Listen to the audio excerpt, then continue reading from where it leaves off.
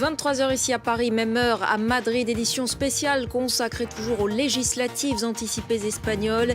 Le PSOE est donc largement en tête selon des résultats quasi définitifs après dépouillement de près de 92% à présent des bulletins de vote.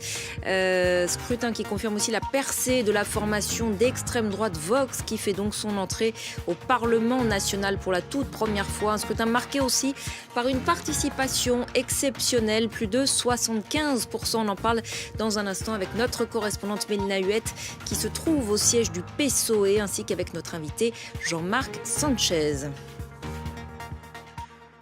Bonsoir à tous, merci de nous rejoindre pour cette édition spéciale. Je vous le disais, à présent, 92% des bulletins de vote sont dépouillés en Espagne et les résultats partiels confirment donc ce qu'indiquaient tous les sondages d'opinion. Le PSOE est donc arrivé bien largement en tête de ces législatives anticipées. Son leader, Pedro Sánchez, semble bel et bien avoir gagné son pari. Par ailleurs, la formation d'extrême droite Vox confirme donc son entrée au Parlement national. Quant au PP, le parti conservateur, eh bien, c'est la dégringolade. On fait le point avec Axel Simon. C'est lui qui, d'après les premiers sondages de sortie des urnes, est donné gagnant. Pedro Sánchez, le chef du gouvernement socialiste sortant. Mais d'après les projections, il n'aurait pas la majorité absolue, ce qui annonce des tractations d'ampleur dans l'arène politique pour la création d'une coalition. Les conservateurs du Parti populaire seraient la deuxième force du pays, devant les libéraux de Ciudadanos et la gauche radicale de Podemos. L'ascension annoncée du parti d'extrême droite Vox semble confirmer, elle est la cinquième force du pays. Le mouvement ultranationaliste anti-immigration, incarné par Santiago Abascal, était jusqu'il y a quelques mois marginal. Après son entrée au Parlement régional d'Andalousie en décembre dernier, Vox devrait donc faire son entrée au Parlement national. L'extrême droite pourrait ainsi obtenir plus de 10% des voix et une trentaine de sièges sur 350. Autre enseignement de ce scrutin, le taux de participation. Les Espagnols se sont fortement mobilisés, en nette hausse par rapport aux élections de juin 2016. Et on prend la direction du siège du PSOE à Madrid où se trouve notre correspondante Mélina Huette. Rebonsoir Mélina. On l'imagine, l'heure est enfin à la vête au siège du PSOE. Oui, tout à fait, Ashrène. Depuis 21h30 maintenant, les militants ont commencé à affluer et se sont agrégés devant le siège du Parti socialiste où je me trouve actuellement.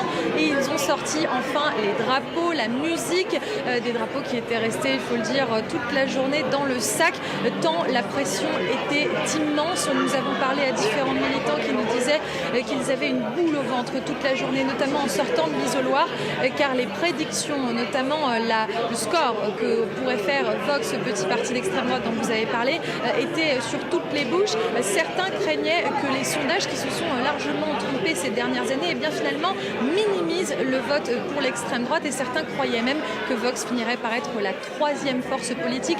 Il n'en est rien, les sondages ne se sont pas tellement trompés. En tout cas, du côté du PSOE, on confirme une large avance selon les derniers dépouillements qui sont maintenant à 94%, quasiment 122 sièges acquis au PSOE. Les militants qui étaient très heureux tout à l'heure et qui surtout, dès qu'ils voyaient sur leur écran un militant ou bien un leader ou une leader de Vox parler, eh bien on entendait des boos, des no pasarán, c'est-à-dire ils ne passeront pas, en parlant de cette extrême droite qui a tant fait parler pendant cette campagne. Santiago Abascal d'ailleurs, le leader de Vox, qui devrait être en train de parler au moment même où je communique avec vous.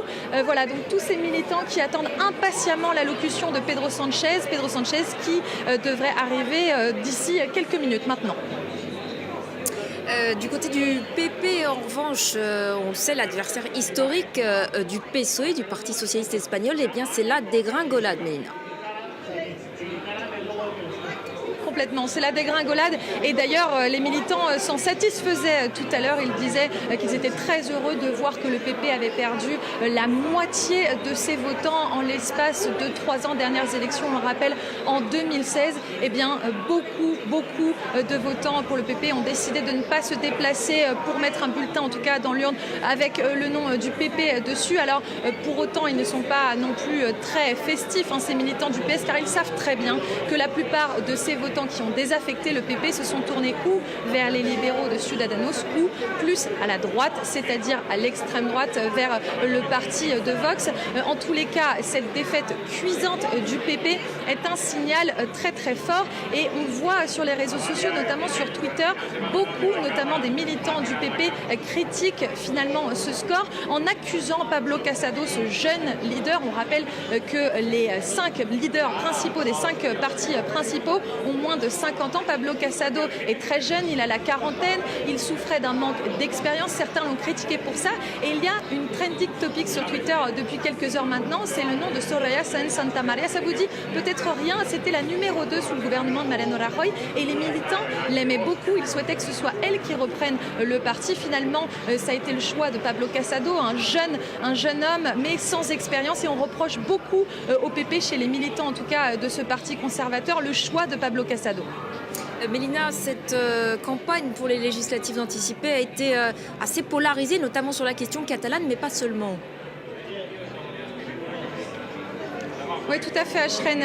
Il y a, à gauche comme à droite, toujours eu un moment pendant cette campagne, notamment lors des derniers débats télévisés ce lundi et ce mardi sur les chaînes publiques puis privées espagnoles. Il y a toujours eu un moment où les 5 partis, les 4 partis en l'occurrence, ont dû s'exprimer et se positionner sur la question catalane. Là-dessus, tout le monde s'est exprimé.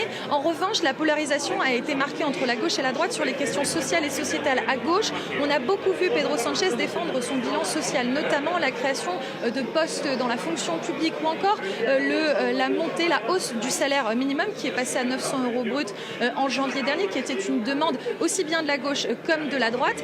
Et du côté de la droite, des libéraux comme du PP, donc le parti conservateur, parti populaire, on a davantage marqué la campagne autour du nationalisme, en tout cas autour d'une Espagne forte, l'unité de l'Espagne contre le projet indépendantiste. Et cela pour une raison, c'est que la présence de Vox, la présence de l'extrême droite, donc pendant cette campagne, a déplacer le curseur largement à droite avec des thématiques très fortes, donc pour l'unité de l'Espagne, comme je le disais, mais également la fermeture des frontières contre l'immigration illégale et puis des valeurs traditionnelles portées par ce petit parti populiste comme la défense de la chasse ou la défense des corridas, par exemple.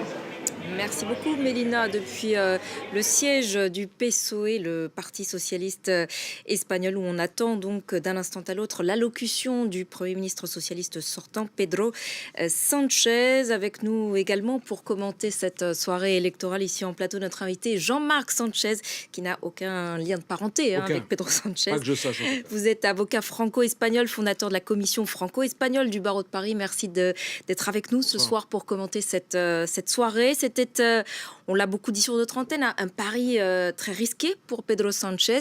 Il l'a emporté. Il n'avait pas le choix. Il n'avait pas le choix parce que lorsque les budgets ont été votés, les budgets ont été refusés. Alors en Espagne, on peut continuer à vivre avec le budget qui a été présenté par la précédente législature. C'est ce qu'il avait fait par le gouvernement de Mariano Rajoy. Et puis il a présenté ses nouveaux budgets. C'est-à-dire le budget de l'État, pas le budget comme on dit en France. Il n'y a pas une loi de finances. Il y a le budget de l'État et les budgets des, ce qu'on appelle les comunidades autónomas, c'est-à-dire en fait les régions. Et donc, lorsqu'il a présenté ce budget, ce projet de budget, ces budgets, eh bien, il a été mis en difficulté. Donc, il n'avait pas d'autre choix que de convoquer des élections. Et effectivement, il semble avoir gagné son pari parce qu'il avait 84 députés dans l'ancien Parlement. Souvenez-vous qu'il n'y avait pas eu d'élection. Il avait été en fait désigné parce que sa motion de défiance avait obtenu de gain de cause. C'est la première fois qu'en Espagne, on faisait tomber un gouvernement sans vote. Là, il a réussi non seulement à conserver le pouvoir depuis le 2 juin l'année dernière, j'avais le plaisir de venir sur votre plateau pour en parler, et à être non seulement reconnu comme le responsable du gouvernement, de son parti, qui plus est, c'est quelqu'un qui renaît de ses cendres, Pedro Sánchez. Il avait dû quitter la direction du parti, démissionner de son mandat de député, on le disait mort politiquement. Maintenant, aujourd'hui, visiblement, il entame une nouvelle vie. Alors, la question, c'est avec qui? Avec qui va-t-il faire alliance? Et c'est le problème ce soir, où il fait une alliance logique, c'est-à-dire avec des partis de gauche, notamment Unidas Podemos, donc en fait la gauche radicale. mais il n'a pas assez de voix pour atteindre le chiffre fatidique, comme le disait Bruno Darro tout à l'heure sur votre antenne, de 176 sièges. Donc il va falloir qu'il fasse alliance avec des petits partis. Et dans ces petits qu'avec partis, les indépendantistes il y a catalans, les c'est indépendantistes. encore Et possible c'est malgré catalan. ce que vous avez décrit? Le fait que les Pourquoi pas? indépendantistes catalans ont donc retoqué son budget il y a 2 mois, est-ce que là, une nouvelle alliance bien sûr. est possible? Mais bien sûr, parce que Quim Torra, qui est le président de la région de Catalogne, préfère tout sauf le Partido Popular, le parti conservateur. Donc ça, c'est le de critère Mariano Rajoy. principal Bien sûr, des bien indépendantistes sûr, catalans. bien sûr. Voilà, c'est tout contre le Partido Popular. Avant, c'était tous contre Rajoy, maintenant c'est tout sauf le PP. Ils ont réussi non seulement à écarter le PP du pouvoir, mais surtout ils ont réussi à faire diminuer les sièges du PP de façon drastique. Le PP avait 135 sièges dans l'ancien Parlement. Ils ont perdu quasiment la moitié de leurs députés. Même s'ils font alliance avec le centre-droit Ciudadanos, qui n'a jamais dit s'ils étaient pour, s'ils étaient contre. Ciudadanos a passé son temps à faire du tango depuis toujours. C'est-à-dire tantôt ils sont allés avec la droite, tantôt ils sont allés avec la gauche, tantôt ils sont allés avec personne. La difficulté aujourd'hui, c'est que même s'ils font alliance avec le bloc des droites, c'est-à-dire avec Ciudadanos et Vox, ils n'atteignent pas non plus le chiffre fatidique. L'autre combinaison, qui n'est pas exclue, même si elle paraît peu probable, c'est que Pedro Sánchez fasse alliance avec Albert Rivera, c'est-à-dire avec Ciudadanos. Alors que Ciudadanos a passé son temps à dire qu'il ne voulait certainement pas faire alliance avec lui. Donc aujourd'hui, les paris sont ouverts. Ce sera Pedro Sánchez, le nouveau président du gouvernement, certainement. La question, c'est avec qui va-t-il gouverner? Ça, ce soir, on ne le sait pas encore. Alors l'autre grand événement, si je puis dire, de ce scrutin, c'est donc cette montée en puissance absolument spectaculaire de Vox qui n'existait encore pas il y a un peu plus d'un an. Comment est-ce que vous expliquez ce succès électoral ce soir? Alors, il y a trois choses. D'abord, ça n'est pas qu'en Espagne. Ça se passe un peu dans tous les pays européens, les pays du Sud. On pensait l'Espagne vaccinée, si je puis dire, après le franquisme, oui et à non. l'extrême droite. En fait, si vous voulez, le Partido Popular, qui est l'héritier de l'Alianza Popular, qui est elle-même l'héritière du franquisme, pour faire très simple, du Movimiento, donc le parti unique à l'époque de Franco, avait réussi à diluer toutes les droites, de la droite radicale, qu'on appelle l'extrême droite ou l'ultra-droite, selon les opinions que l'on a, et a été allé jusqu'à rassembler même le centre-droit. Et puis il y a une première brèche, c'est l'arrivée de Ciudadanos. Ciudadanos, en fait, c'est un parti à l'origine catalan, Ciutadans, qui veut dire citoyen en catalan, Ciudadanos en espagnol. Et ils ont réussi à créer une première brèche à la gauche, si je puis dire, de la droite espagnole. Puis la seconde brèche, c'est Vox. Alors pourquoi, pour répondre à votre question, l'immigration et la crise économique dans la plus grande région d'Espagne, la plus peuplée, l'Andalousie. Et c'est à partir de ce moment-là, effectivement, que Vox s'est réveillé. Et puis, le catalyseur, c'est la crise catalane. Et la crise catalane a été le facteur déclencheur de toutes les revendications unionistes, nationalistes, identitaires. En gros, on était contre les immigrés, contre la crise et contre les Catalans qui voulaient se séparer du reste de l'Espagne. Et donc, Vox a réussi à avoir un vrai discours conservateur. Le discours de Vox aujourd'hui, c'était celui de l'Alianza Popular, l'ancêtre du Partido Popular, il y a 40 ans. C'est pas très nouveau. Donc, en fait, ils reprennent les mêmes thématiques, comme l'a dit votre correspondante très justement à Même l'instant. héritier d'ailleurs d'une famille franquiste. Oui, absolument. Oui, oui. Alors, à Abascal, c'est plus compliqué, si vous voulez. Mais tout le monde, quelque part, a eu des ancêtres qui ont fait des choix. Il a, dans sa famille, comme dans toutes les familles, c'est le problème de l'Espagne. Ce sont les deux Espagnes. Toutes les familles espagnoles ont été divisées en deux, à commencer par la mienne. Il y a eu des affrontements au sein des deux Espagnes, et ces affrontements continuent aujourd'hui, heureusement pacifiquement, sur la scène politique. Mais en fait, ce que Vox exprime, c'est rien d'autre qu'un sentiment très profond qui existe dans l'Espagne rurale, et pas dans l'Espagne urbaine, dans l'Espagne populaire, et pas dans l'Espagne des élites, pour reprendre un vocabulaire à la mode. Et aujourd'hui, cette Espagne-là, elle ne se retrouve plus dans le Parti populaire. Donc, elle va voter pour Vox, qui représente ce en quoi elle croit. Alors, on peut le déplorer ou s'en réjouir, mais c'est un fait. Et ce qui est tout à fait intéressant, comme vous le disiez, c'est qu'il y a un an, ce parti n'existait pas. Donc, la droite radicale existe bien en Espagne et le Parti populaire n'arrive plus à l'incarner. La vraie question ce soir, c'est pas tant est-ce que Vox va continuer sa progression, c'est est-ce que le Parti populaire, le parti au pouvoir, le parti qui dirigeait l'Espagne avec le PSOE depuis 40 ans, va continuer sa chute aux enfers. Un mot quand même de ce taux de participation qui est assez exceptionnel, plus de 75%.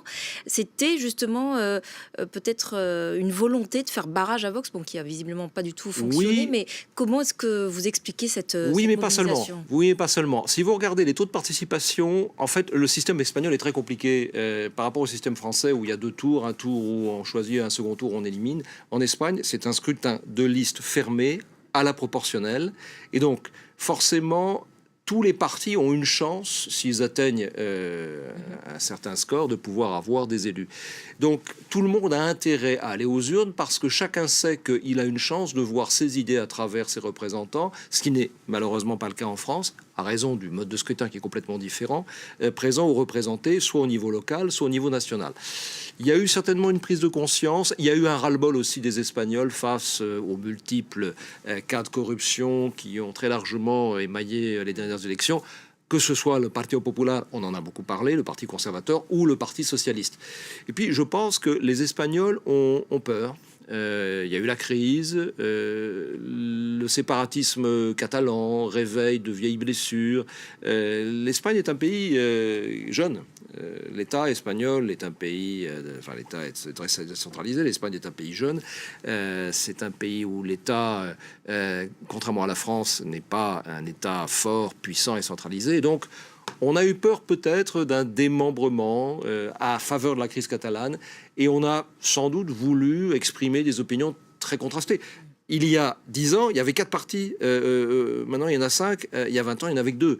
Donc de plus en plus d'Espagnols prennent la parole dans les urnes et je pense que c'est une bonne chose. Merci beaucoup Jean-Marc Sanchez pour votre éclairage ce soir donc sur cette soirée électorale en Espagne que vous pouvez suivre donc sur notre antenne. À présent, 98% des bulletins de vote sont dépouillés. Donc je le rappelle, le Parti socialiste espagnol, le PSOE, est arrivé largement en tête. Scrutin qui a aussi consacré la percée du parti, de la formation d'extrême droite Vox. On y reviendra dans nos prochaines éditions. Restez avec nous sur France 24.